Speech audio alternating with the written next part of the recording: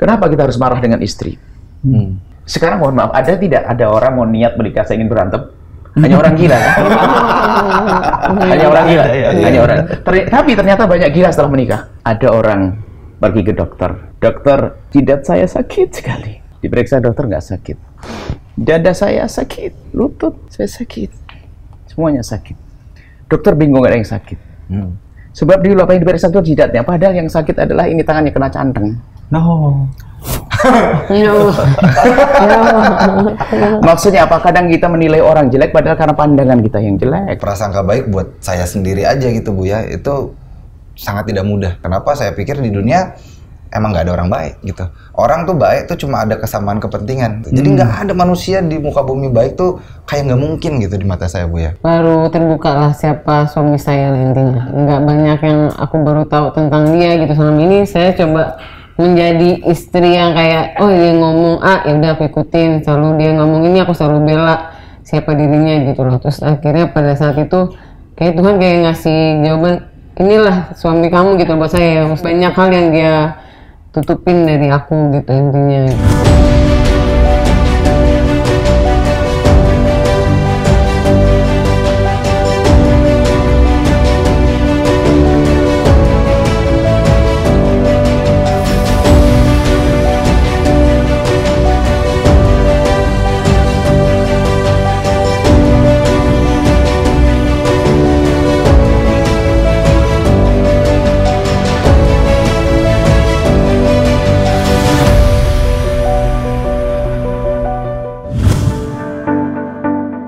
Assalamualaikum warahmatullahi wabarakatuh. Alhamdulillah wa syukurillah.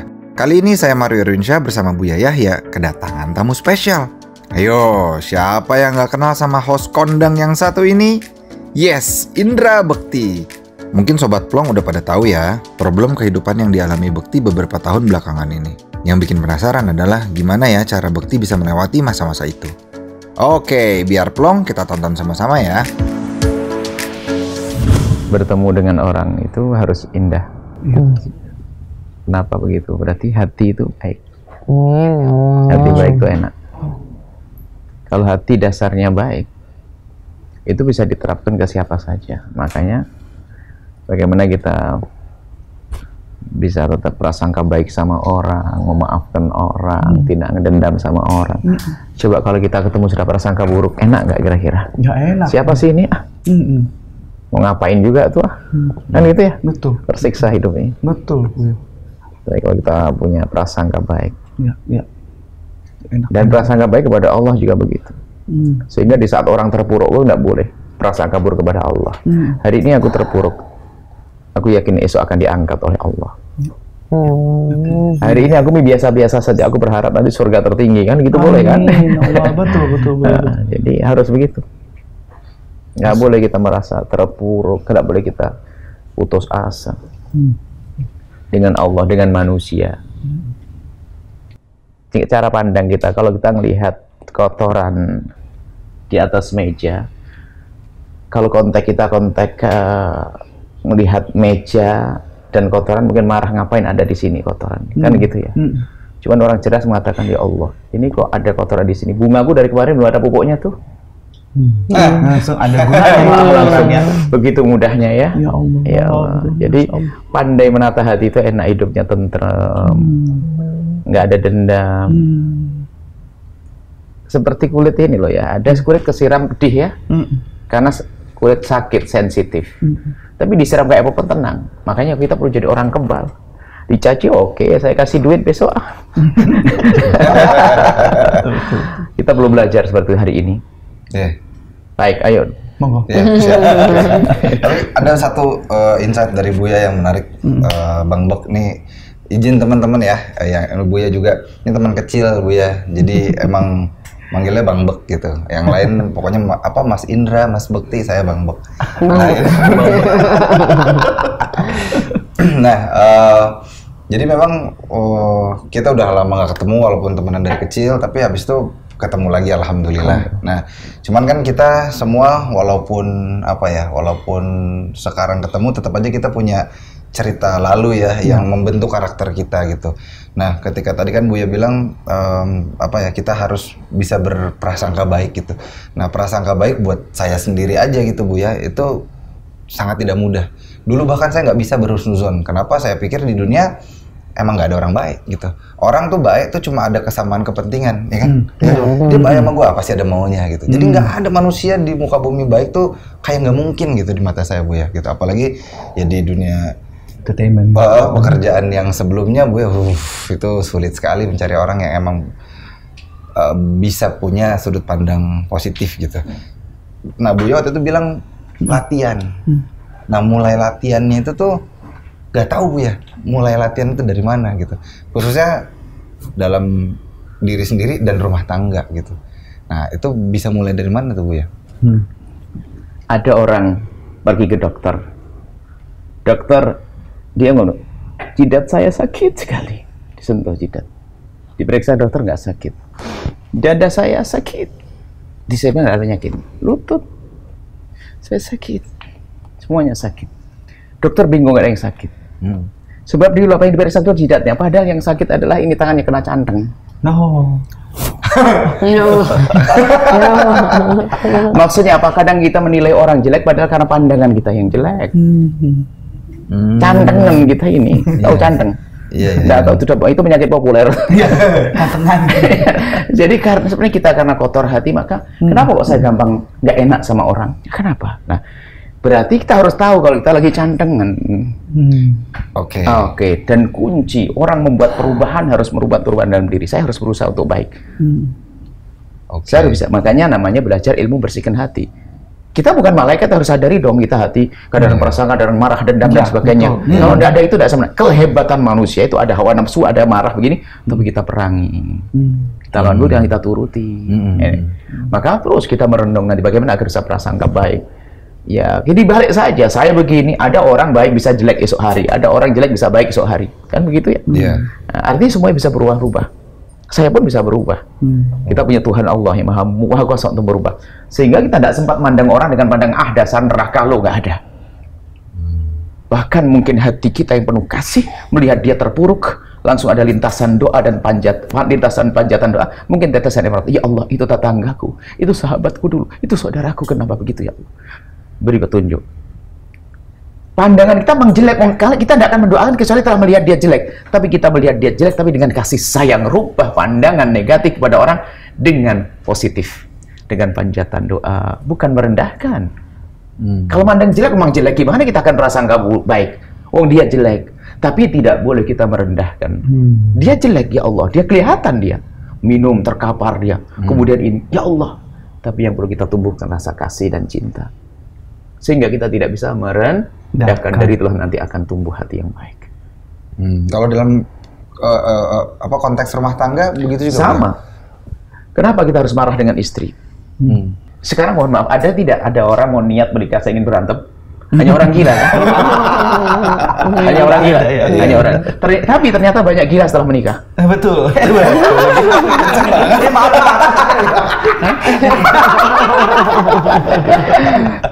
Ada yang tidak perlu seperti itu. Tinggal kita menata hati. Saya akan marah, dia istri. Cuman kadang memang kita harus bahasa. Kita di masalah laki dan perempuan ada banyak perbedaan. Ya, emosi. Kita harus, suami itu harus paham deh kalau sudah menjelang masa head to istri kadang-kadang nggak ngapa-ngapain tiba-tiba. Ya maklum lah wajar. Apalagi dia mengandung anak dan sebagainya. Saya bayangin dong, suruh hamil 9 bulan. Waduh. Kalau kita ingin itu aja kayaknya marah susah kan? Kita membayangkan bagaimana berjuang. Sama semua. Seorang istri pun punya hal yang, pandangan yang. Jadi kita punya mau marah kepada pasangan. Kita pikir renung. Kenapa saya harus marah dengan dia? Apakah marah saya tambah indah atau tidak? Gimana? Apakah marah saya menjadikan indah? Kan enggak juga. Apakah langsung dia berubah dan kita perlu membuat perubahan dengan keindahan. Tapi makanya memandang dengan pasangan dengan kasih, cinta. Anggap saja pasangan kita melakukan kesalahan dan sebagainya. Marah tambah indah, menarik. Kalau kita memandang pasangan salah melakukan, bukankah dia pasangan kita? Kita harus bawa kepada yang baik. Dengan cara yang baik juga dong. Kadang ada bahasa, kita harus paham bahasa pasangan. Khususnya wanita misalnya, mohon maaf. Wanita kadang-kadang dikit, cerai saja, saya tidak kuat dengan kamu, cerai saja. Misalnya begitu kan. Kita laki-laki harus cerdas dong. Itu kan wanita itu kan dasarnya lembut. Sehingga lembut hatinya tuh menjadikan sempit kosakatanya. Sehingga waktu seorang istri mengatakan cerai aku, sebenarnya bukan cerai aku artinya abang yuk berubah. Harus paham laki-laki dengan kalimat itu. Kadang-kadang laki-lakinya bodoh juga, cerai ya sudah cerai saja. Padahal dia bahasa terbatas karena bahasa seorang lembut mengatakan bang. Dan indahnya Islam itu alhamdulillah hak cerai tidak diberikan pada kaum wanita. Karena wanita itu saking lembutnya, indahnya sehingga kalau lembut itu gampang gesek, sensitif ya. Lemah itu berat. Makanya laki-laki harus laki-laki dong. Jangan laki-laki jadi perempuan. Sehingga ya jangan gampang mendengar, oh cerai saja. Oh berarti ada yang nggak beres di saya tuh. Tenang sayang, gigit saja hidungnya beres, nggak jadi cerai. Gimana ya? Hidungnya digigit ya Bunda ya. Coba gigit. Ada aja sih Mari. Paling tidak pertama kali kalau kita lihat sesuatu yang bikin emosi dengan pasangan kita, kalau memang tidak bisa menahan tinggalkan tempat itu, yang penting jangan dilanjutkan. Marah selalu ada, kita manusia bukan malaikat. Iya, betul. Itu dengan siapapun. Cuman gak ada orang yang di saat marah sedikit langsung diungkapkan. Ungkapan amarah itu berarti ungkapan yang tidak terkontrol. Pasti ungkapan itu kadang-kadang tajam sekali. Apa yang terjadi setelah itu? Bukan tambah baik kan? Dia karena ditajemin terluka atau tidak? Dia akan membalas. Makanya sering konflik itu seperti itu. Makin keruh ya. Tapi di sisi lain coba, mungkin suamiku kenapa kok ngomong kasar banget? Coba dia belajar, wah ini kayaknya lagi sakit gigi atau bagaimana. Mungkin lagi masalah di luar, nagih utang nggak dapat malah dimarahin, sehingga saya dapat. Gitu sajalah Jai. Jadi banyak kita mencoba meraba-raba. Yang penting kita tutup, kita batasi kita dari wilayah marah sampai mengungkapkan amarah. Jangan sampai kita ungkapkan marah, ya nama manusia. Tapi stop. Tidak boleh saya ungkapkan dengan caci, marah. Dalam Al-Quran disebutkan orang mulia seperti itu. Bukan tidak punya marah manusia kok. Orang hebat yang ahli surga disebutkan dalam Al-Quran, wasari'u ila magfirati min rabbikum wa jannatin 'arduha as-samawati wal ardu u'iddat lil muttaqin. Orang ahli surga, orang bertakwa, cirinya adalah di antaranya bukan tidak punya marah. Dia punya marah namanya manusia, tapi dia berusaha wal kadhiminal ghaidha, menahan marah. Ini berlaku pada siapa saja. Tidak. Aku tahan. Kalau pengen tahu menahan marah itu indah, lihat orang lain bisa menahan marah. Asik atau tidak? Jangan lihat dirinya sendiri dong, kita lagi marah kok. Orang lain kalau marah tiba-tiba menahan, seneng nggak kita?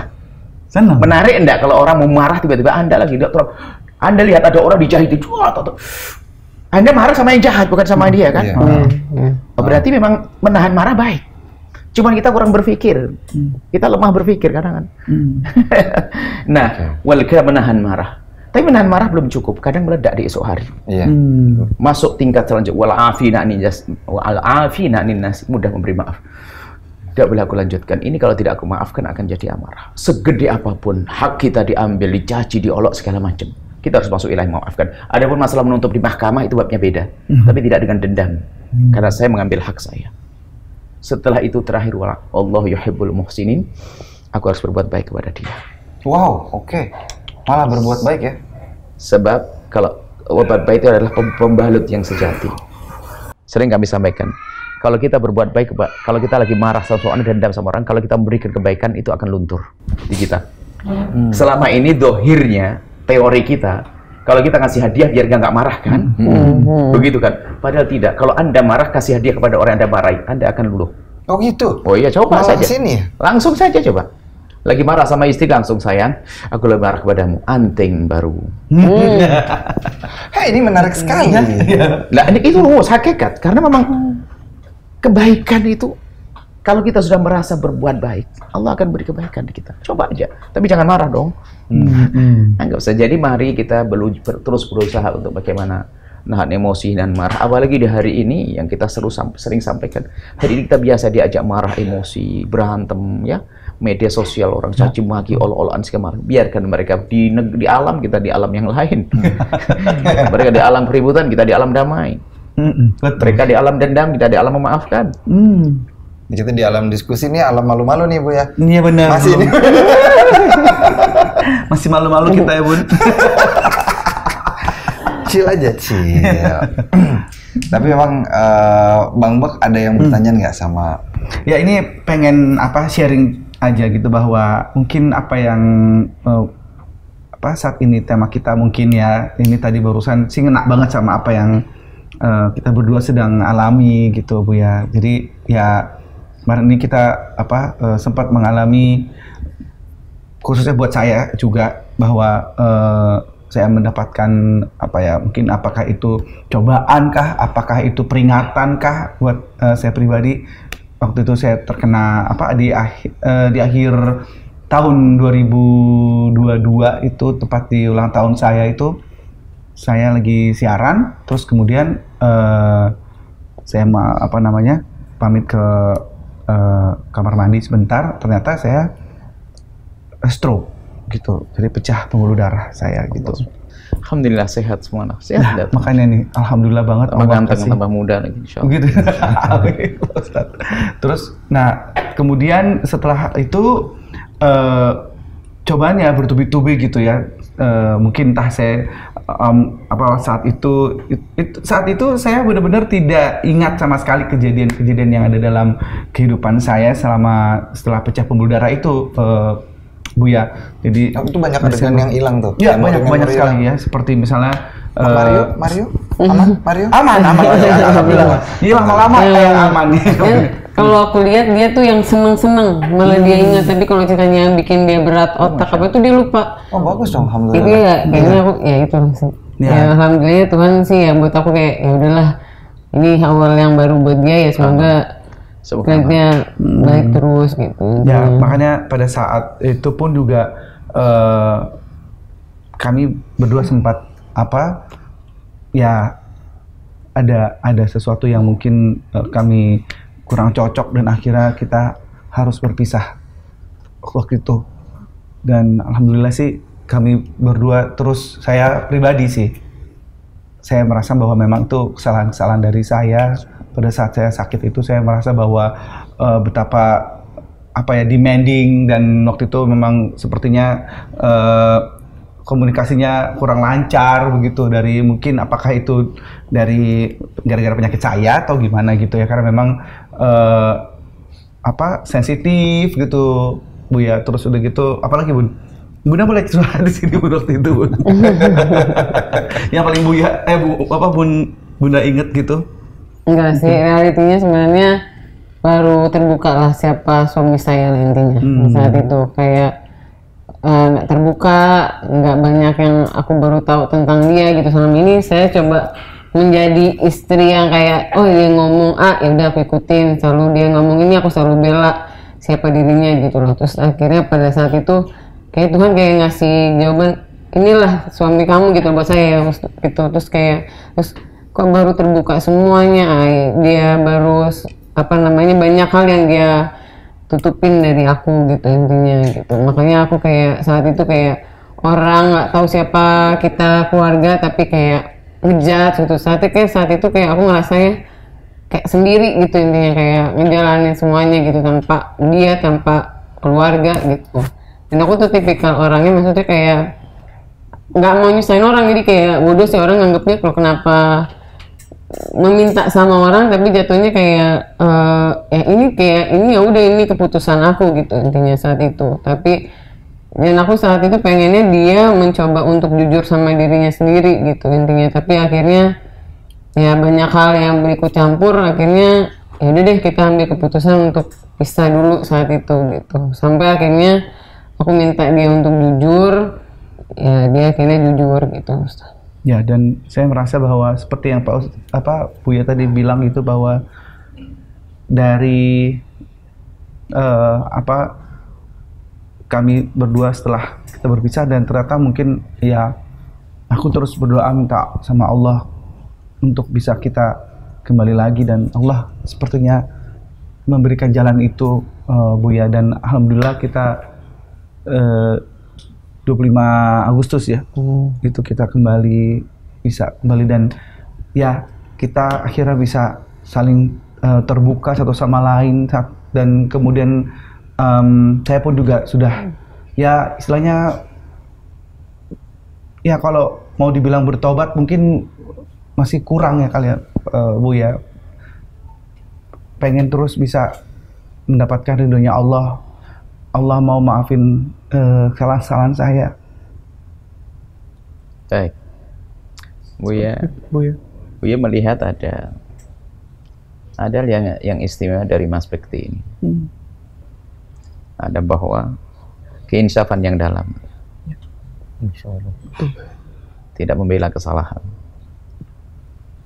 Masya Allah. Itu yang penting dalam hidup ini. Kalau salah dia, kita minta ampun. Dan sepertinya Bunda juga termasuk orang yang hebat. Bagaimanalah kesalahan itu tidak boleh terus dibawa-bawa dalam hidup yang baru ini. Biar yang lalu biar berlalu. Dan memang orang itu seperti itu. Kalau orang punya insaf, salah katakan salah. Nggak usah kita sombong dengan kesalahan kita. Nah, itu makanya luar biasa ditolong oleh Allah. Kemudian sisi lain dalam rumah tangga ya seperti itu. Semua dari kita punya kekurangan, tapi jangan memandang kekurangannya. Kita masih punya panjang jalan hidup ke depan, ada surga di sana, ada sisa-sisa hidup. Hidup indah itu kita yang buat hati kita yang baik. Makanya sungguh, biarpun sudah berpisah punya problem dan sebagainya, itu ujian bagi Allah untuk diangkat derajat kita pun ujungnya adalah kita bersatu kembali. Dan kami semua berharap yang punya permasalahan hendaknya diselesaikan dengan damai yang sesungguhnya, bahagia yang sesungguhnya. Dan rumus hidup harus kita pakai bahwa baik Mas Bekti dan yang lainnya, biasakan kalau kita itu gini, setelah hidup ini, jika engkau menemukan kekurangan pada pasanganmu, jangan kau sebut sampai kau mati, karena itu menyakitkan. Akan tapi bawa kepada pancatan doa, menyebut pasangan itu. Maksudnya bukan menyebut itu adalah merendahkan pasangan dengan kekurangannya tersebut. Jadi kalau ada pasangan kita pernah punya kekurangan, biarkan. Kalau masalah menasihati saat salah itu sah, wajar. Maksudnya ada kekurangan, ada masa lalu, ada ini, nggak perlu. Kita juga tidak tahu, bisa jadi sudah diampuni oleh Allah hari kemarin, kenapa masih kita ungkit hari ini? Ya. Apalagi jika orang, pengampunan Allah kan macam-macam, dikurangi rezeki, sakit, nilainya sakit, wah luar biasa. Orang sakit dengan sadar ini dari Allah, menghapus dosa. Sampai nanti ada orang di sorga itu kaget, ini pahala apa ya Allah? Ini pada pahala sakitmu dulu seminggu. Wow. Gambarannya ngomong, kenapa tidak sakit seumur hidup aja kalau ternyata sakit pahalanya gede? Cuman nggak boleh minta gitu kan? Nah, artinya dengan sakit yang sama itu ada untuk mengangkat derajat pahala dia. Sudah disiapkan oleh Allah dengan bermacam-macam kebaikan, keinsafan hati. Istri yang bisa menerima sakit, berarti sudah di dalam hamparan yang istimewa. Tinggal yuk kita titih. Kita harus semakin baik, semakin baik, semakin baik. Amin. Nah, dan harus indah hidup. Ini menarik Bu ya. Kan namanya rumah tangga ya gitu. Semua orang di seluruh dunia lah gitu. Banyak yang mungkin juga nggak tahu gitu mengawali rumah tangga itu seperti apa. Udah malah kadung ada yang udah keburu nikah karena sayang lah, karena apa semua segala macam. Tapi membenahi rumah tangga dari tengah nih kasarnya kira-kira gitu kan pasti banyak teman-teman yang elah gitu. Nah, membenahi dari tengah tuh gimana sih caranya Bu ya? Memang dasarnya menikah itu kan memilih kan. Yeah. Ibaratnya membangun rumah tangga sama kayak bangun rumah. Kita pinter tapi bahannya kurang baik juga repot juga ya. Atau bahannya baik tapi kita tidak pinter juga tidak tahu modelnya apa bangunan. Cuman biasanya ngomong, aduh gimana sih bahan saya terlanjur salah nih, kan sudah menikah. Itu sebenarnya adalah jihad juga, jangan ditinggalin dong. Iya betul. Apapun itu pasangan ya. Kalau kita berdakwah pada orang satu pahala, dakwah dengan pasangan double lagi. Mengajak pada orang lain pahala, mengajak pada pasangan lebih lagi. Cuman yang tidak boleh kita lupakan adalah kita harus mengajak dengan indah, dengan mesra. Coba kita bangunkan sholat. Ada istri, Bu ya suami saya susah diajak sholat. Entar dulu, apakah kau bangunin sambil gigit telinganya atau kau tendang kakinya? Bangunnya bang sholat ya nggak enak dong begitu. Kalau sambil dipeluk sambil digigit telinganya bang sholat dong, kayaknya langsung melompat dia. Jadi kadang-kadang kita itu mengajak kebaikan caranya salah. Dan cara salah itu bukan kadang juga tidak bisa disalahkan karena terlalu bersemangat sehingga offset. Makanya ayo kita semuanya pakai hikmah. Kita harus mendahulukan indah, membawa orang tanpa terasa. Apalagi mohon maaf ada pasangan Pasangan itu karena sudah saling cinta dan sebagainya itu beda loh nasihati orang. Kadang kedekatan juga sebuah dinding pemisah. Akhirnya nasihati nggak gampang kepada pasangan itu. Maka harus dengan bermacam cara. Tapi sebetulnya karena dekat itu ada adonannya cinta. Jadi kalau mengajak barengi dengan isyarat-isyarat cinta tersebut. Itu. Celing, saya langsung. Kalau seorang suami atau ngajak istrinya ke tempat yang mulia atau sebaliknya, ya jangan bang besok ngaji loh, yang atau bang ke tempat enggak. Lagi pijit, lagi mesra, lagi inilah bang, ini lagi. Jangan ada di adonan cintanya dipakai untuk ngomong dong. Dan kami ingin merindukan semua pun kalau bisa bicara itu dengan adonan cinta. Jadi kan bahasa keindahan. Ya, betul. Biarpun kita mengatakan perintah pergilah kau sana. Tapi kita olah lagi dong dengan bahasa kasih dan cinta. Ujung-ujungnya juga memerintahkan. Kita perlu biasakan hidup yang baik, lesan yang baik. Masya Allah. Apa tuh? Kita ke ujung dulu dikit, dari tadi masih diam gitu. Mengadon tadi yang disampaikan Buya, kayaknya kalau ini saya bersaksi Buya, sudah dilakukan sama Dila, tapi susah nggak sih Del? Ya sebagai manusia masih ada kayak trauma, ada rasa apa ya, maksudnya membangun lagi gitu. Tapi ya Mas Budi juga termasuk orang yang kayak dia lagi mencoba untuk berusaha kayak apa ya, memperbaiki semua gitu, lembut sama aku gitu. Jadi kita berusaha dua-duanya, dia apa ya, untuk dia kamu bisa, dia selalu ngomong maafin aku gitu. Dia nggak pernah untuk apa ya, malu untuk ngungkapin maafin aku ya, gitu. Emang ini aku salah aku ya gitu. Jadi aku juga berusaha yang kayak itulah yang Buya sampaikan, keistimewaan dari keinsyafan itu mahal sekali. Ada orang dikuasai dengan kesombongan. Justru banyak retaknya suami istri karena sombongnya minta maaf kadang-kadang. Padahal minta maaf saja kan indah. Betul Buya. Maafin sayang, maafin. Makasih indah. Semoga jadi contoh buat yang lainnya. Ya bosan ya Buni. Ayah minta maaf terus. Nah, kemudian sisi lain begitu indah. Makanya termasuk rumus rumah tangga yang selalu kami hadirkan adalah pandai minta maaf dan pandai memberi maaf. Ada orang bisa minta maaf tapi tidak bisa memberi maaf, pendendam juga nggak baik.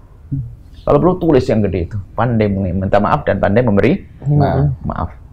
Memberi maaf bukan sekedar memaafkan, akan tapi melupakan, sehingga tidak menjadi dendam yang tersimpan. Suatu ketika akan meledak, enggak. Tapi memaafkan, orang yang lapang hati, ditumpangi dengan panjatan doa dan seterusnya. Itu dia Ustadz, maksudnya disampaikan, ya tuh ya aku nganggep, ya Allah, ini melupakan itu susah banget ya gitu. Kita kayak manusia ya Ustadz. Ujian, itulah semua manusia begitu. Rasanya, semua manusia seperti itu. Akan tapi itu adalah satu ujian untuk naik pangkat. Di saat kita bisa berarti melambung. Harus kita berusaha dong. Makna melupakan bagaimana? Bukan kita lupa, kita ingat terus kok. Bukan. Makna melupakan adalah kita memandang jadi beda. Itu kesalahan, masa lalu sudah diampuni Allah. Selesai. Kenapa kok saya masih bawa-bawa? Ingat, nggak mungkin dong kita lupa kok. Makna melupakan itu apa sih? Kita serahkan pada Allah. Oh dia memang mungkin temanku itu melakukan kesalahan besar di hadapanku dan sebagainya. Dan mungkin sudah diampuni oleh Allah. Jadi memaafkan menjadikan saya lega. Kita terima.